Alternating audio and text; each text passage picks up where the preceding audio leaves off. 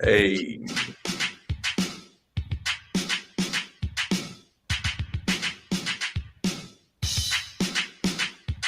here we go.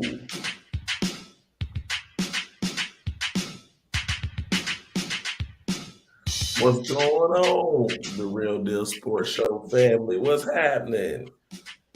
I'm hosting for today. The fanatic in the building.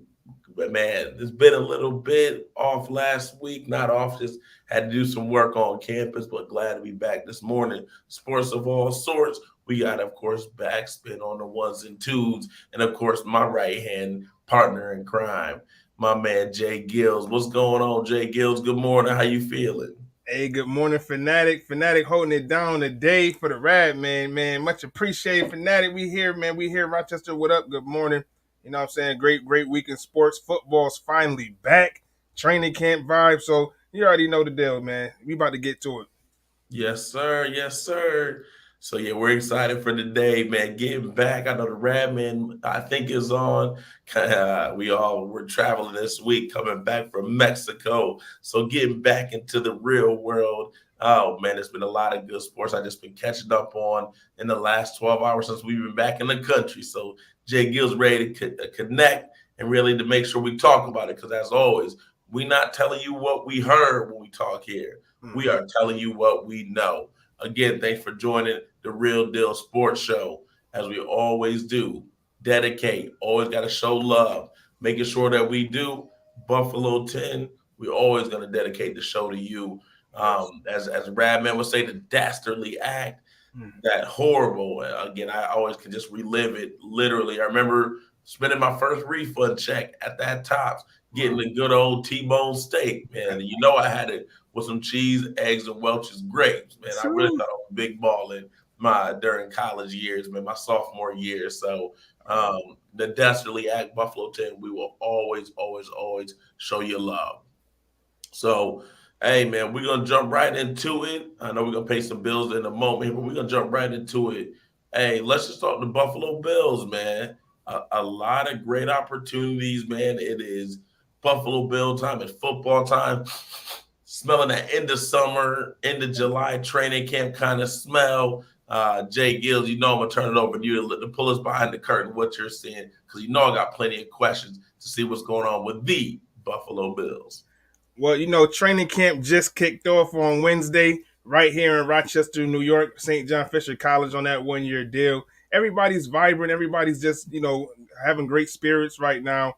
The one time, one thing I noticed really though, Fanatic, one thing I noticed is this running back room.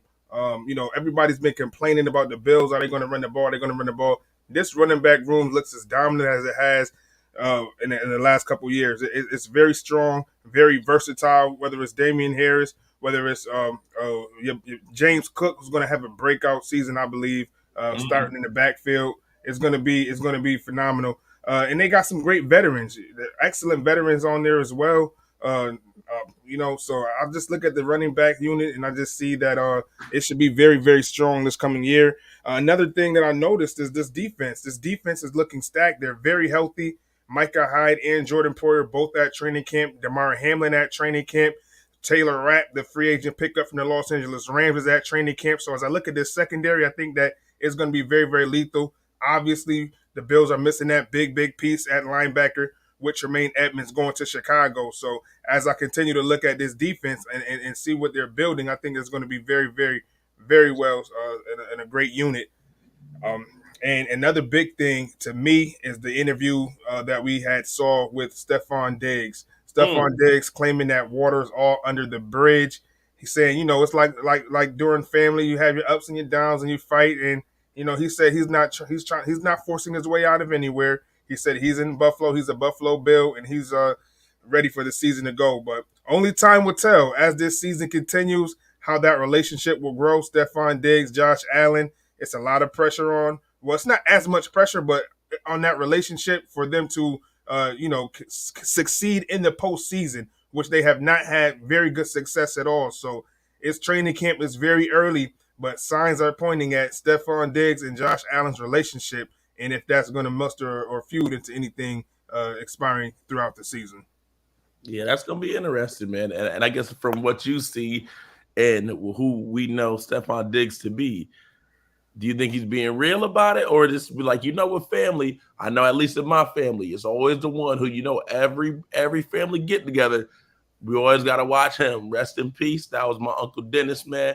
We definitely pour one out to him as he recently passed within the last year. So, hey, every family get together before my wedding. My middle brother had to talk to him before my middle brother Big O's wedding. I had to talk to him specifically, like, hey, don't be showing out today. You show out at all these family barbecues. Don't do it at the wedding. So, is Stephon Diggs my version of Uncle D? Or do you believe like, hey, this is just a blip on the radar? He's gonna be on his best behavior. Well, somebody gonna have to like y'all had to like the brothers had to do and get a talking to. Somebody gonna have to get a talking to Stephon Diggs. Only time will tell. But this is a tough schedule for the Bills.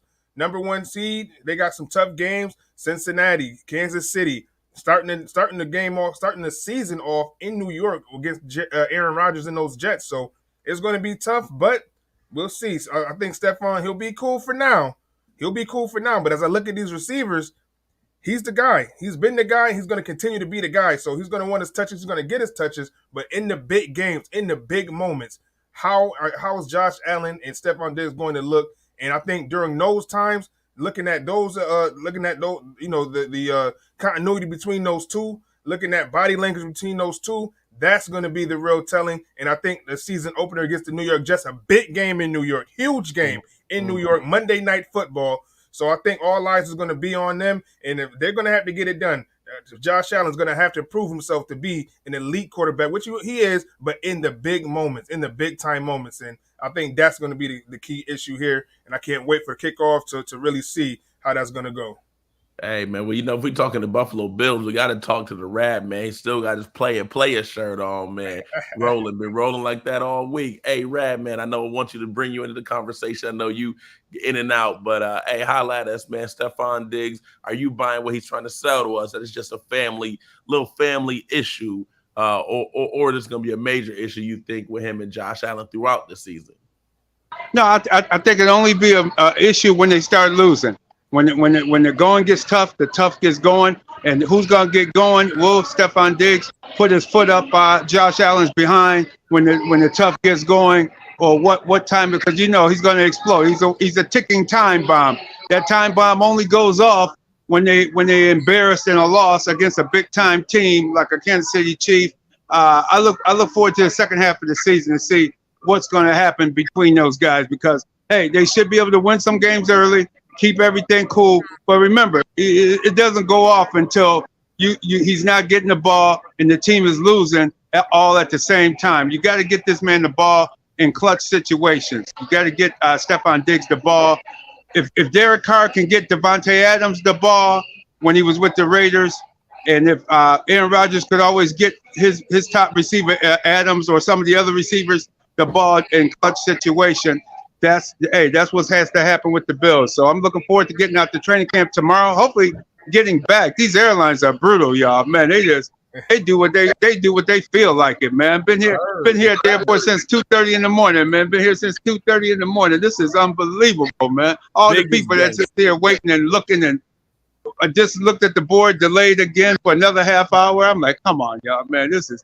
Man, like I said, I thought it was just Southwest, man, but no, it's all these cats, man. They just don't care, man. They took the government money, the pandemic money, paid off their older, and the guys retired. They retired. It's obvious they laid off too many employees, pilots, especially pilots. They laid off not laid them off, but they gave them a buyout. They retired early. They gave them the option to retire. Gave them a nice severance package, and that was the mistake they made. Yeah, they just haven't recovered from having all those pilots retire during the pandemic, and we're paying for it now. The government that gave them all this money to make their money back, and now they just this is just ridiculous, man. Unbelievable, man.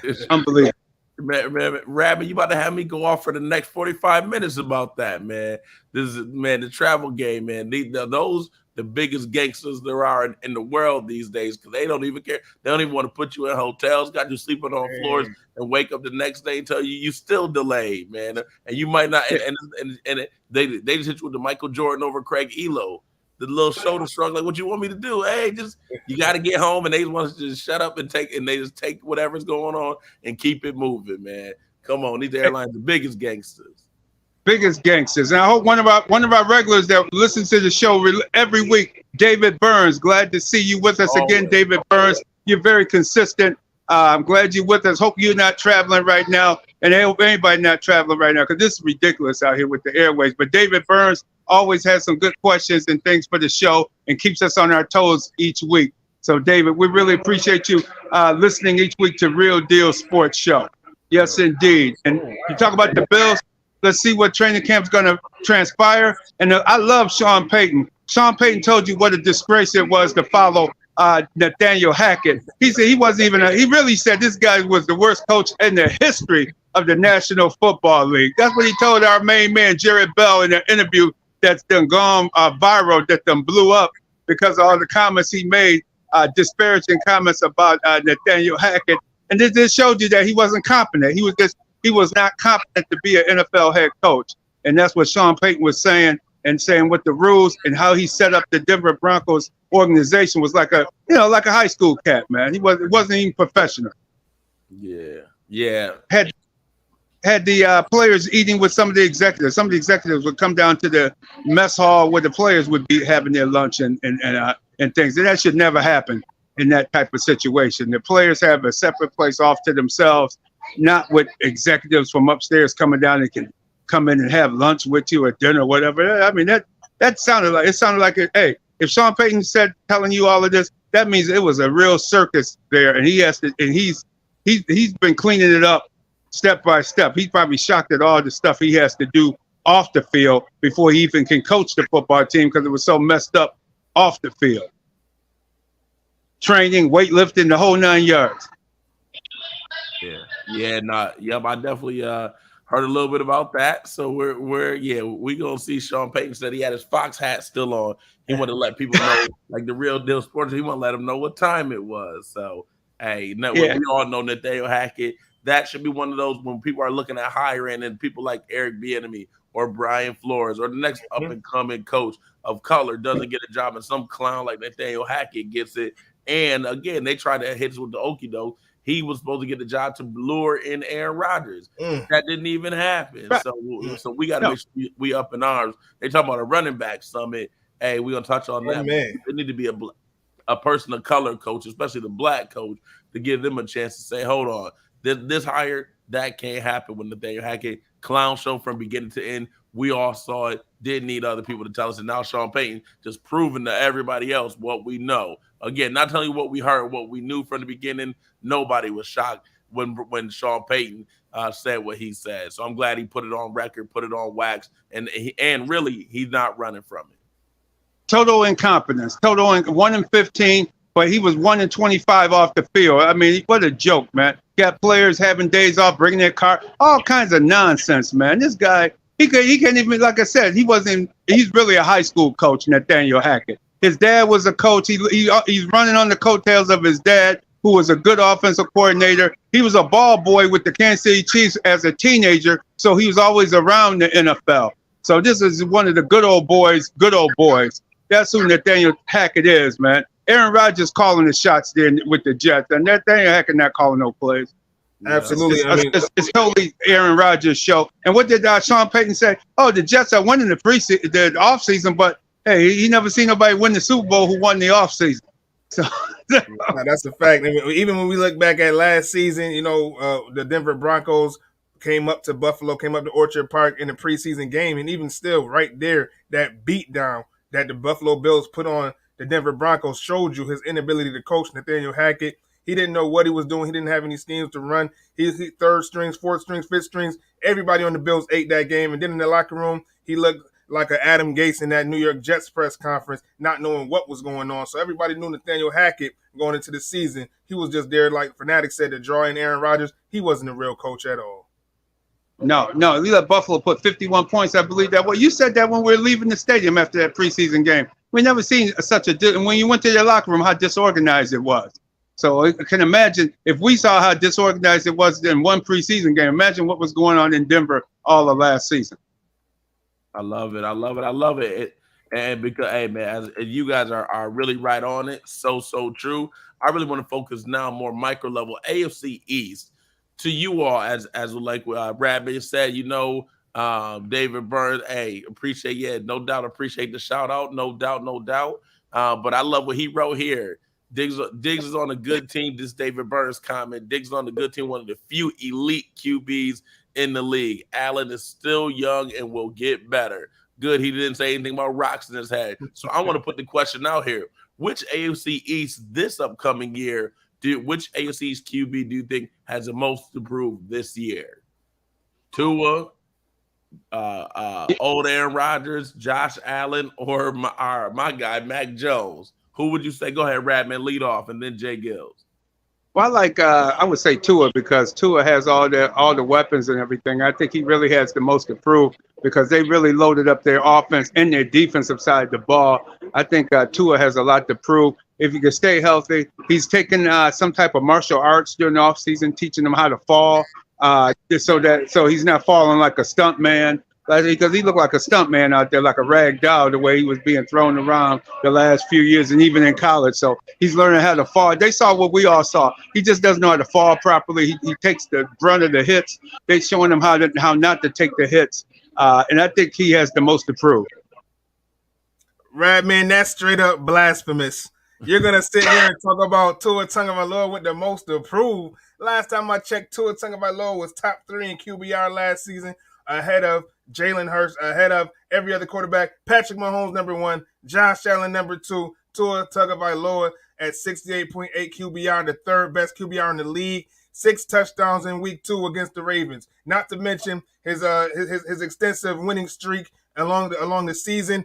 He's the only third quarterback to throw between Tyreek Hill and Jalen Waddle, they combined for 3,500 yards, the third most receiver combinations in NFL history. Who threw those passes? Tua Tagovailoa. He ain't got nothing to prove, man. He was in MVP conversations last year. It's only going to go up this year in the second year in the Mike McDaniel system, quarterback-friendly system. He's starting to notice the playbook a little better. Tua's going to be just fine. Quarterback who I think has the most to prove in the AFC is obviously Aaron Rodgers. Aaron Rodgers, he went from Green Bay, he went to the AFC East, went to the New York Jets. The Jets had not only the defensive player of the year, but the offensive player of the year in Garrett Wilson. Not only is he going there to facilitate that offense, he's going there to run that offense with his best friend we just talked about, Nathaniel Hackett. He has everything in place for a perfect season. He brought over Alan Lazard. He brought over McCole Hardman. He's got weapons. Dalvin Cook is in New York today, if I'm not mistaken. Mm-hmm. Come on now, Breece Hall. Talk about weapons on weapons. Aaron Rodgers, the last 3 years, he didn't even make the playoffs last year. The last NFC Championship games, he's getting beat in his home field in Lambeau. Come on, man. Aaron Rodgers, he's sitting on his MVPs from seasons ago. He's sitting on the name Aaron Rodgers. But when has he played like Aaron Rodgers? It's time for him to play like Aaron Rodgers. That's why he has clearly the most pressure in the AFC East, in the AFC, period. Aaron Rodgers has to get the job done. And now it's up to him to prove himself as to why he made the move. He wanted to get out of Green Bay. You're out of Green Bay. Now you got to make a name for yourself yet again in the twilight years of your career, Aaron Rodgers. Tua Tagovailoa, come on, Radman. Tua, come on, man. Just staying on the field. He has to stay healthy. That's what he has to prove. If he can stay healthy, he could easily be the MVP winner this season. He was in the running last year, like you said. He just has to stay on the field. That's why he has the most to prove with his health. Is the key with him. I like it. Hey, to me, I can see both sides, both make compelling arguments. I love it. Our viewers are weighing in. Hey, people believing that it is Tua. Some other people thinking it is Aaron Rodgers. But I think it's Mac Jones. Mac Jones and Bill Belichick tied at the hip. They couldn't even pay $15 million over 2 years for DeAndre Hopkins. Mac Jones is a statue. Those quarterbacks are going obsolete. He did make the Pro Bowl, but he was like the 5th alternate to get in. Of course, we've seen him in big games against the Bills that he won, where he only threw the ball one time. Mac Jones, to me, has the most improved this year. He has an elite, will have a top 5 to 7 defense, but the offense, he has finally now an offensive coordinator. Bill Belichick ruined his year last year to me, Mac Jones, he could easily be replaced next year. He was supposed to be the heir apparent to Thomas Patrick Edward Brady Jr., the GOAT, Tom Brady. So now he's trying to fill those shoes, and he is looking like a first grader trying to go ahead and play in the big boy NFL, especially in the AFC. And New England, to me, is coming in undermanned. That's more of a Bill Belichick issue. But Mac Jones, if he looks horrible, regardless of his C-plus array of receivers, but he does have at least the 2 tight ends that he seems to already have a connection, definitely with Hunter Henry. And now, from what I'm reading, a connection with Mike Gesicki coming from your old Miami Dolphins, J-GILLZ. So he has some tight ends. I know Damian Harris going to Buffalo was a loss, and Buffalo's going to enjoy that straight ahead attacking physical runner coming out of Alabama. But now Ramondre Stevenson, Ty Montgomery coming in. So we're going to see. I think it's Mac Jones because his career, to me, besides, he probably could get another job, but we know with these young quarterbacks, at least with Tua, we know Tua's not a starter. We know he can be great.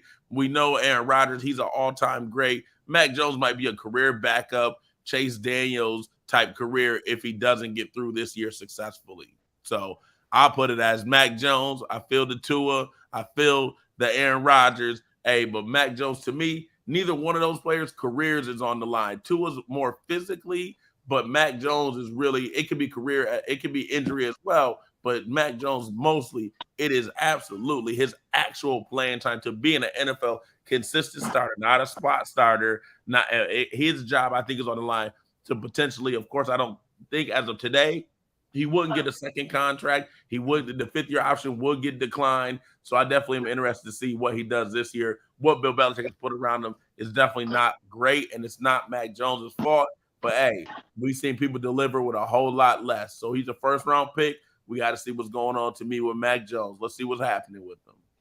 All right. And remember, insurance-wise, Miriam Rivera Insurance, don't forget about Miriam. Hey, if you're stuck like me or something out on the road or other travelers across the country in an airport or somewhere in your car, make sure you get back.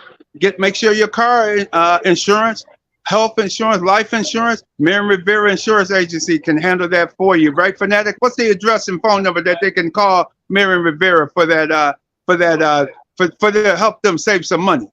No doubt. You can go to 1038 Lyle Avenue in person or 511 B in Road, Suite B. Either way, you can call if you're locally, 360-0094, or out of the Rochester area, call 585-360-0094. Let's go. Good old Miriam Rivera Insurance Agency. Hey, you know she could save, she saved the Radman family a whole lot of money. Definitely could save some for you as well. So give her a shout.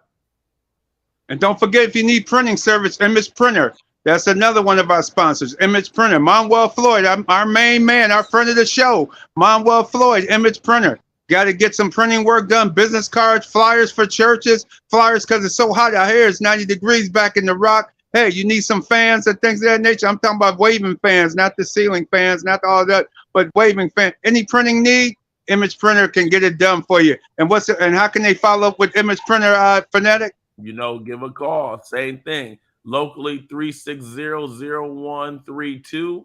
Again, 360-0132, or use the area code 585-360-0132. Or, of course, you can Google an Image Printer Marketing and Publishing Corporation. It'll come right up on Google. Give our man ask for our man Manuel. Let him know that the Real Deal Sports Show sent you on over.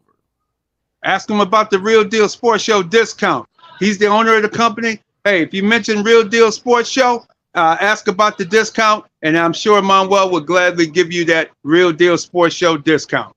Beautiful, beautiful, beautiful. Hey, time to go ahead and let's get into our first guest of the day. He's been holding it down, waiting patiently. We definitely appreciate it, man. The one and only, and this is a really great treat, especially with a big boxing match tonight. But from Rochester's own, got to show love for the home city, the 585 announcer, our man Henry Discombobulating Jones. Man, welcome to the Real Deal Sports Show. How you feeling? We're ready to do it, so let's step to it. Man, I'm blessed and highly favored, and I appreciate you guys having me on. You guys get deep. I had to put my hip boots on while I was waiting for it. That's, that, we definitely Man, appreciate it. y'all went in on NFL. Hey, that's how we do around here. That's how we do it. We're Real Deal Sports Show every Saturday, getting it in 8 to 9 a.m. on the East, man. So we appreciate you, Mr. Jones. Talk to us, man. How did you even get into the announcing world? How did that all even begin for you? Well, how much time do we have? Okay. Hey, we definitely want to hear it. So holla at us. Talk to us. Now, I'll give you the Cliff Note version, all right. Short version. So, coming up in Rochester, I was always the understudy in those stage plays in junior high and high school.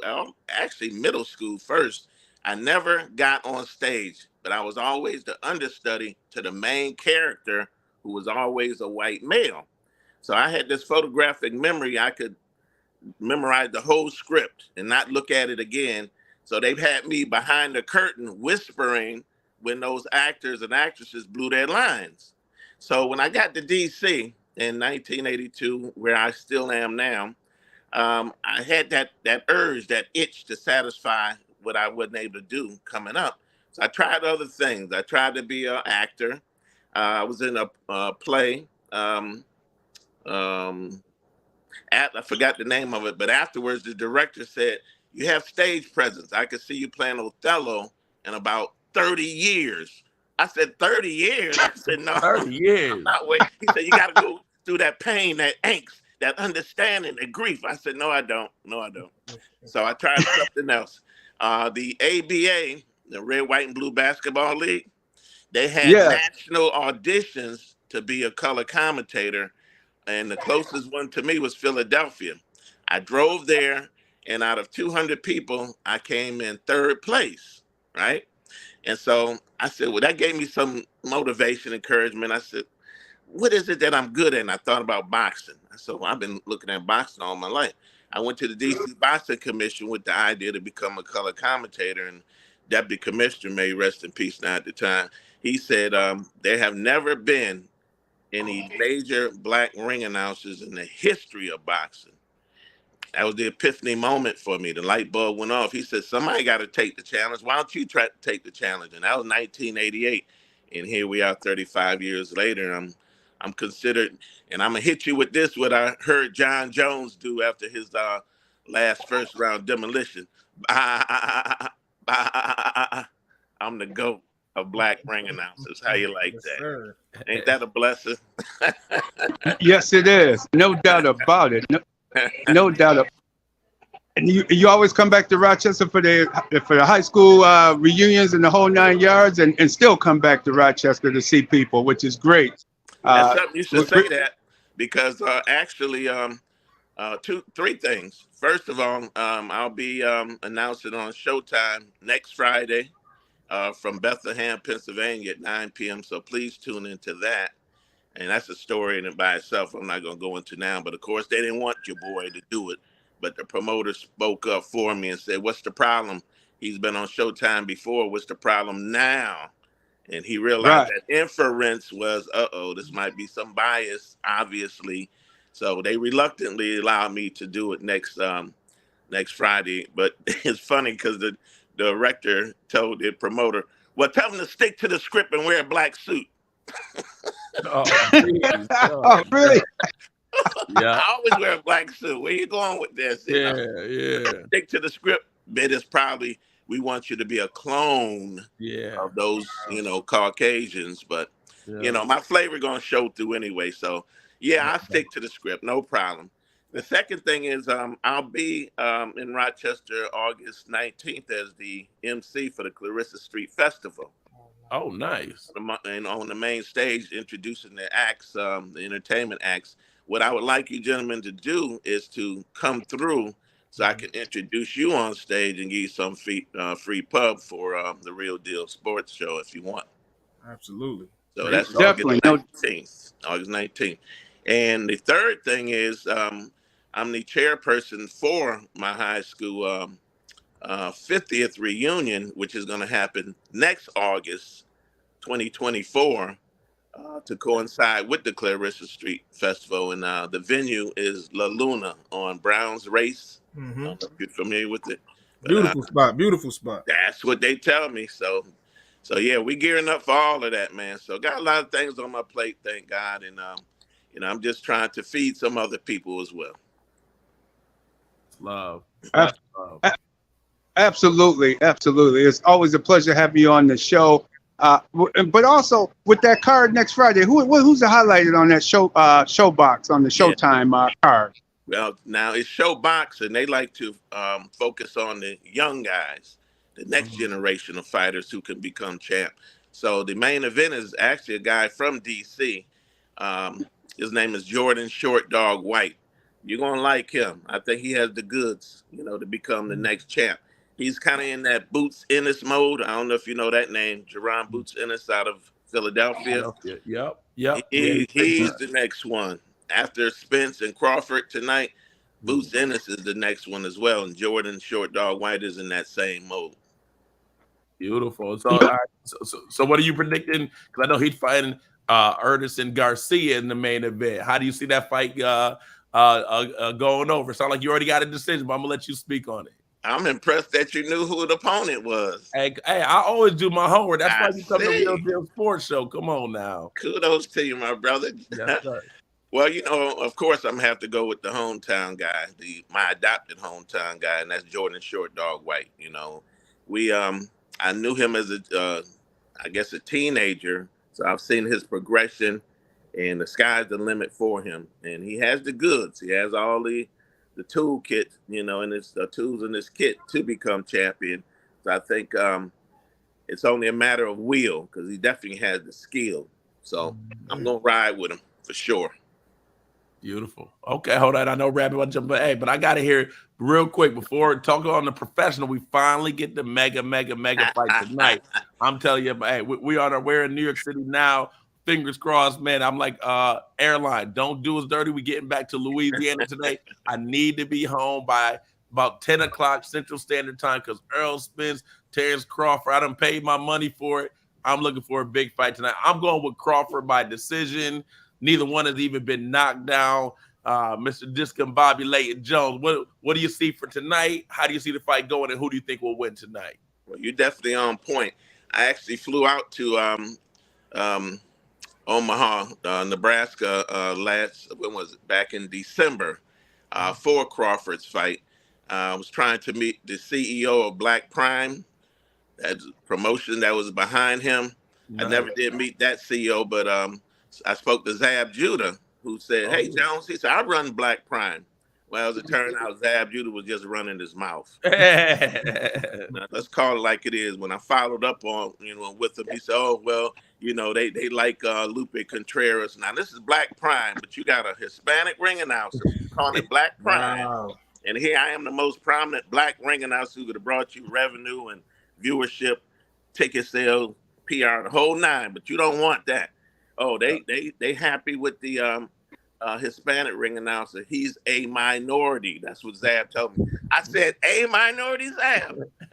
Really? A minority?" I said, "Then what am I, man?" Yeah. So anyway, so I seen Crawford many times. I actually announced his third fight in his pro career in York, Pennsylvania. 15 years ago? I was not impressed. He got the victory, obviously, because he's undefeated, but I saw nothing special at the time. But man, he's made a quantum leap.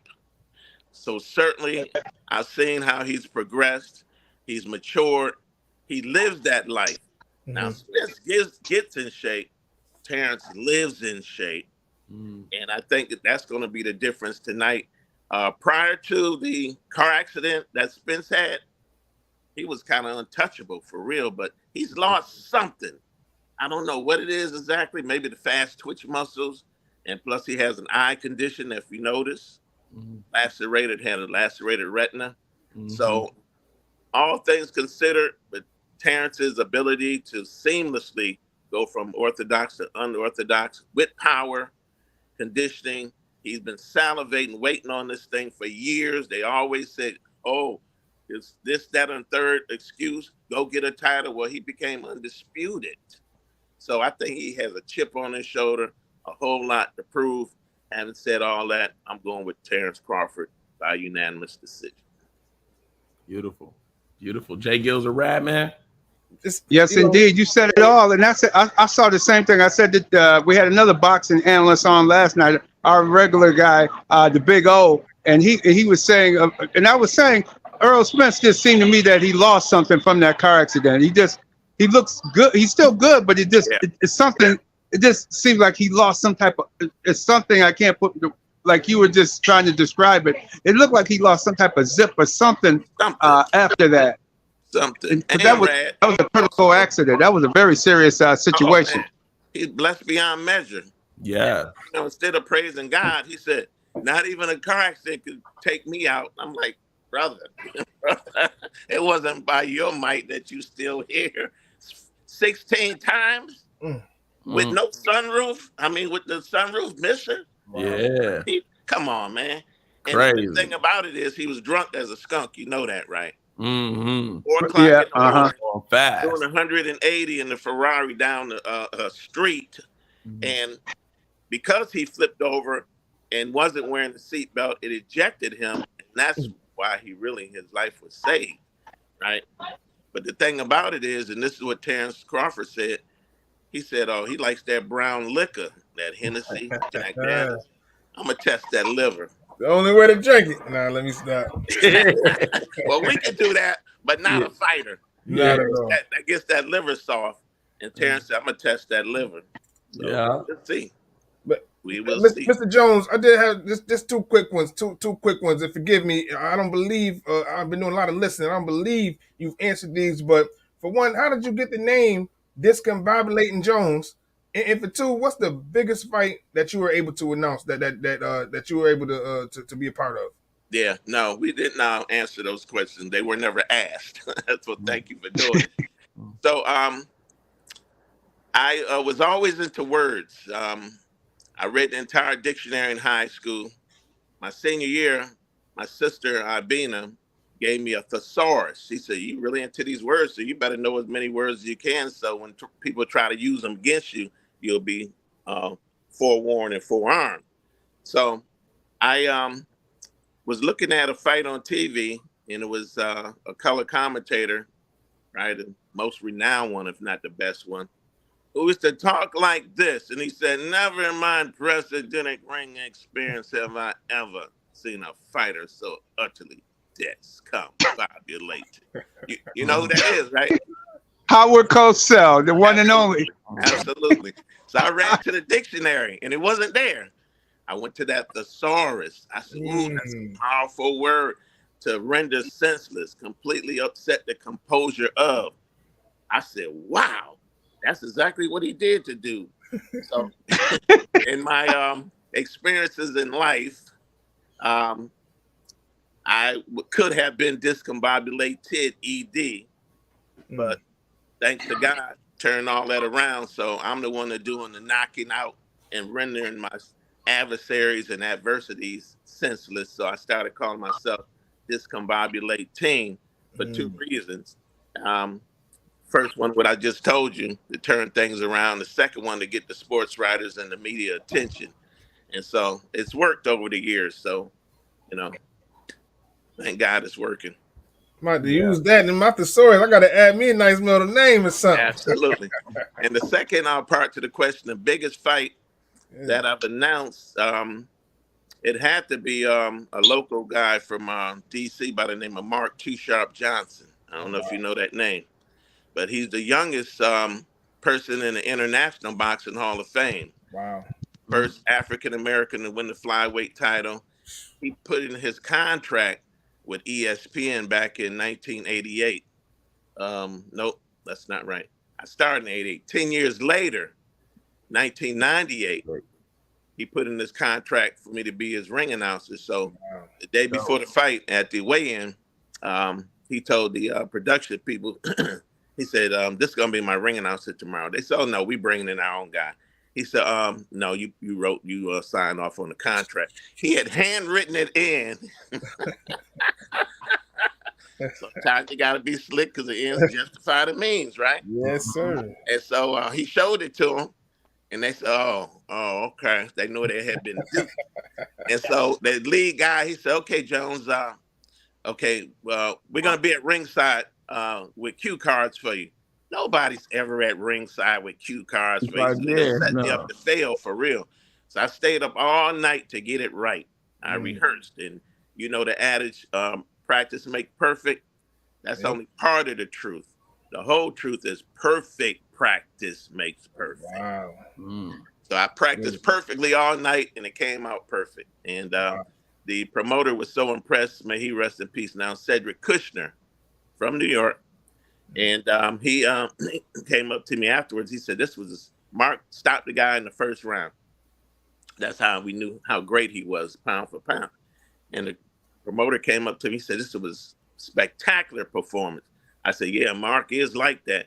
He said, he is. I'm talking about you too. He said, I've never seen a ring announcer capture the crowd like that. And you kept them entertained all night and, you know, just brought life to it. Do you want to go on the road with us? I said, what's this, a trick question or something? Of course I do. So the next fight card was Atlantic City at Trump Taj Mahal. How ironic. And the main event was a guy named Ike Ibeabuchi. You remember that name? The heavyweight named the president.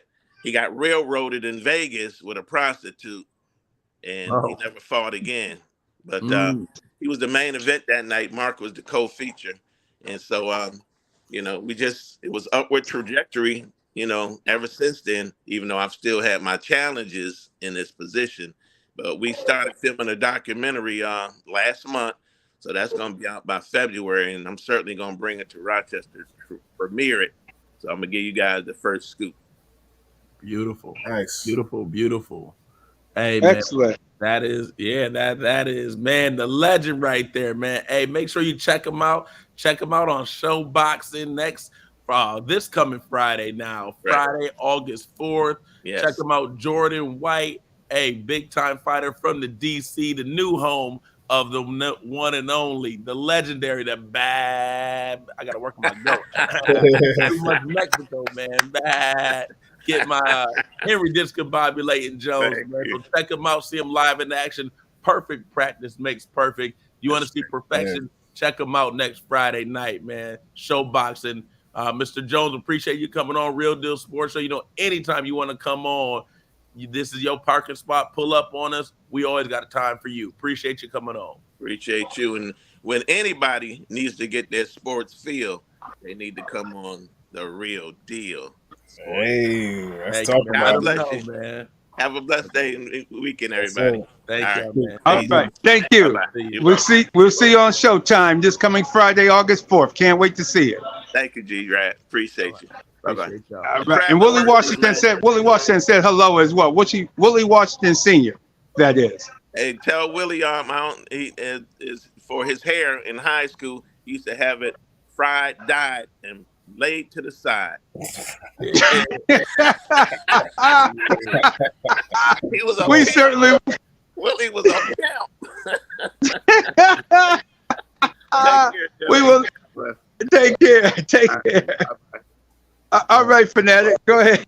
Love it. Hey, well, I know we get ready to wrap it, so we're gonna make it real quick. We gotta shout it out. I mean, we gotta make sure we show the women love. The U.S. women's national soccer team are right now in the World Cup. So the women's team, big time going on. They are 1-0-1, beat Vietnam, tied with Netherlands, but they get Portugal this coming week on the 1st at 3 a.m. Eastern, so a little early for us. But they need to get these points before they get into the knockout stage. So shout out to the U.S. women's national soccer team. We'll continue to update that. Of course, Abby Wambach put us and got us excited about soccer in the Rochester area being one of the GOATs. And to me, the GOAT, if we're doing our GOAT rank, is Abby Wambach, #1 in all of Rochester history for her work and what she did. So even though she's retired, still following the women's soccer game as she put us on way back when. Hey, and then I'm gonna pass it over to J-GILLZ after this one. But hey, I'm tired. I'm ready for some college football, baby. I know Oh we got yeah. a boxing match tonight, but I'm ready to get some fighting on with some college football. My top 3 programs to make sure you watch, and we'll talk a lot more. The USC Fighting Trojans with Caleb Williams, must-see TV, great quarterback. I bet you the folks are gonna try and say this Blake May or Drake May coming out of Chapel Hill is going to be better than Caleb Williams. Not a chance. Before the draft, they're going to try. Somebody going to try to elevate him to be the number 1 pick. Don't fall for it, folks. Watch the game yourself. Caleb Williams is the real deal, like the Real Deal Sports Show. So check out USC, Fox. I saw 2 commercials. I don't know a single player on the University of Colorado team. I don't think most people do, but all they show is prime time, rolling smooth. You look good, feel good, play good, as Primetime would say. Primetime can't wait to see what he does with Colorado. And he got them out of the Pac-12, got them into the Big Ten, or no, sorry, with got them into the Big 12 now. So he's got the realignment with the University of Colorado, switching conferences coming up. Primetime, they all over him on Fox. Excited to see what he does as they open up against TCU. And of course, those Fighting Tigers, man. We just had the Bayou, our Bayou party for recruits. Big weekend. Number 1 recruit in the 2025 class was on campus here recently, man. It is LSU Tigers. Watch Jaden Daniels this year in that defense. Hey, man, it's going to be a good season. I would must-see TV. Anytime you see USC, Colorado, and definitely LSU, y'all need to be watching. J-GILLZ. All right. Go ahead, Jay. Yep. I mean, as far as college football, obviously, I'm watching, obviously, LSU Tigers fanatic, but also Marvin Harrison Jr., Brock Byers. I mean, it's a lot of great prospects coming out of the 2024 draft, so it's going to be electric all season. Absolutely. But the key thing is the deadline for MLB, Major League Baseball trade deadline, August 1st. Are the Yankees going to be selling this year? It look like they need to sell off some of those pieces they got because they can't even score 1 run. I can't remember them getting shut out by the Orioles. Oh my God! I saw who hit the walk-off home run. Your man Santander, man. I saw that. I told you, Santander's the real deal, man. That cat can play. They got a lot. Most of their Orioles young talent. We saw some of them when they used to be the Rochester Red Wings several years ago, and now those guys are all grown up, and those guys are playing great base. They got Cano and Batista coming out the bullpen. The Orioles are going to be tough to beat down the stretch. I see the Orioles winning the division. My Blue Jays possibly getting second place. Tampa Bay and Toronto fighting out for second. The Chicago White Sox, they're gutting their team. They done sold off 3 or 4 pieces already. Galito, he went to the Angels, and Toronto just blew them out, took care of Galito like they normally do. They handled their business with him last night. So watch the trade deadline. Ohtani staying with the Angels. I think that's a big mistake for them. They should go ahead and trade and get what they can get rather than not get nothing at the end of the season. I like it. Yeah, baseball's gonna be interesting. Yankees definitely, if they can get rid of Giancarlo for a ham sandwich, some street meat, and a bagel with lox, I would do it ASAP here in New York City, man. Giancarlo just not doing it. It's all on Aaron Judge, and that shouldn't be the case, but it is what it is. Brian Cashman, he's been there almost 20 years. It is time. Never want to talk about people being fired, but 100%. It is definitely time for Brian Cashman to get out of here. Hey, that's right. And the Mets are sellers too. Robertson got traded last night, so Yankees and Mets probably going to be sellers. We'll see what takes place on August 1st, fanatic. You know it. And I want to take my friend Richard over here at the Fan Sports Store. Hey, Richard, say hello to everybody here. How you doing, folks? What up, man? What up, Richard? What's going on, Richard? All right. That's right. Oh, man. Got me in here in the store, able to do the show from a sports store. So a sports show coming from you live from a sports store. Yes, WFAA, well, beautiful. Hey, shout out Challenger Community News, Western New York's largest weekly African-American newspaper. Check them out, thechallengernews.com. We hear the music. We know what it is. Yes, sir. Yes, sir. Yes, sir. I got a shout out to the homie J-GILLZ, man. He definitely guerrilla styled that KRS interview. I want to see that when you get it all edited up and all of that, man. But that was very impressive, man. That's how you go get it. You know what I'm saying? That's how you go get that. Appreciate you, Max, man. I seen how he tried to shut you down and try to move, and then I think it was the question that you asked him. You know what I'm saying? When you shouted like, "What does 50 years of hip hop mean to you?" He had no choice but to stop, turn around, answer your question, and the in-depth question or the in-depth answer that he gave was definitely inspiring. And I he was such in a rush. But then after you asked him that question, it was like everything just slowed down. And he was in real time, and he gave you about 5. He was there for a while. Solid time, and it had a crew behind. The Buffalo Heads was there. Yeah, couldn't get in the show, but they added to it, the old heads, and it was just a great time, great response, and hopefully they could check it out. On the beat social medias, and yes, it's a great interview for sure. Yes, sir, Appreciate man. you, I just wanted to, on the record, give you those flowers, man, because that was super dope. How you got that right there. Shout out to the Fanatic, the Rad Man, and J-GILLZ, man. We'll see you guys next week, man. Real Deal Sports Show. Appreciate you, fellas, man. Yes, sir. Peace. No doubt. Keep it locked right where you got it, Rock City. Y'all know what it is, man. The Bag of Time Mix Show is on deck. Don't go nowhere. Rochester's home for hip hop and R&B. We are the Beat 105.5.